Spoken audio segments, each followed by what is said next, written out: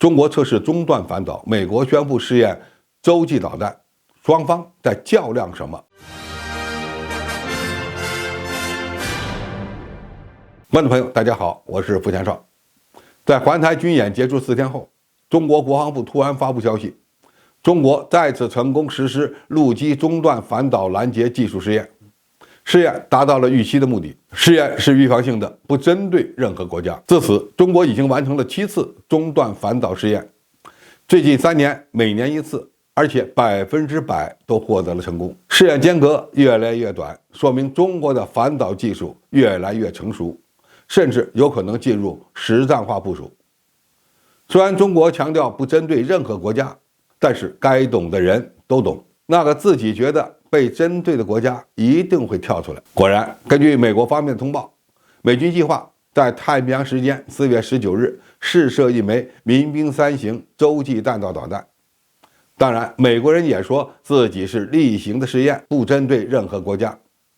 客观点说，中美之间进行的反导和洲际导弹试验虽然都具有威慑力，但是呢，又存在着明显的差别。民兵3已经是一种老掉牙的陆基战略导弹，再多射几枚又如何？只不过是为了证明美国的战略和威慑力仍然很强大而已。但中国的陆基中段反导可就不一样了，因为国家导弹防御系统是一项美国人玩了几十年都玩不好的黑科技。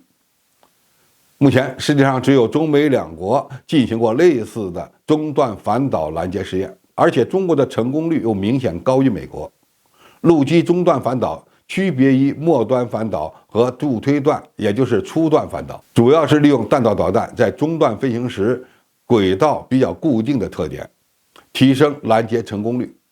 但弹道导弹在中段的速度很快，接近第一宇宙速度，飞行高度很高，可达几百公里至2-3千公里，对拦截技术的要求极高。为了面子上好看，美国的 NMD 反导系统的测试经常作弊，但成功率仍然很低，因此近年来几乎停止了试验。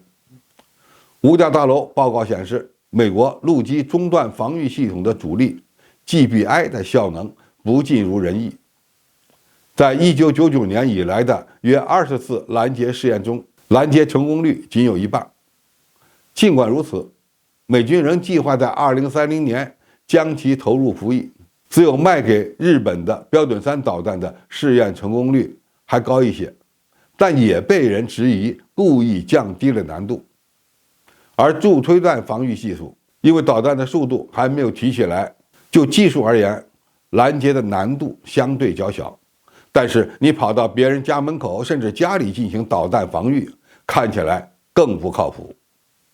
现在的问题是，中美在反导领域到底在较量什么？其实中美2国打造反导体系，主要还是为了塑造对本国更加有利的军事战略态势。反导技术是一个国家核战略的重要组成部分之一。如果美国的反导技术更强，那么与中国打交道时，其底气就要足一些。反过来当然也是这样。中美当前处于战略竞争的大环境下，中国的反导试验更重要的意义还在于向全世界展示军事科技实力。反导试验成功率的高低，在一定程度上体现了一个国家的航天技术和导弹制导水平的高低，特别是动能拦截弹的技术门槛非常高。目前全球也就是中国与美国才有。中国反导技术的发展，甚至成熟到进入服役的阶段，是中美军事科技竞争的需要。中国取得了成功，必然会逼迫美国增加在导弹防御技术领域的投入，这也会破坏美国军费的合理分配和使用。别看美国的军费开支规模世界第一，但是因为盘子铺得太大，早就出现了四处漏风的情况。美军现在的主战装备落后于中国的情况非常多，比如 F-35 和 F-22 比不过中国的歼20隐身战机，伯克3驱逐舰也落后于中国的055万吨大驱一代，在高超音速导弹领域也远不及中国等等。从某种角度讲，反导技术的投入可能是一个无底洞。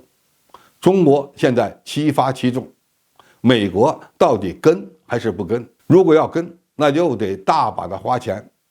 关键是美国现在的反导技术还真的对付不了中俄这样的核大国发射的洲际导弹。虽然英法的洲际导弹不大可能会射向美国，但朝鲜呢？伊朗呢？当然，朝鲜拥有洲际导弹是一回事，但会不会真的攻击美国又是另外一回事。有些问题采用外交手段解决，远比使用军事手段更靠谱。现在美国面临着两难的选择：如果在国家反导系统的研发上不加大投入，再过几年可能就会落后于中国；如果增加投入，就得花大把的银子。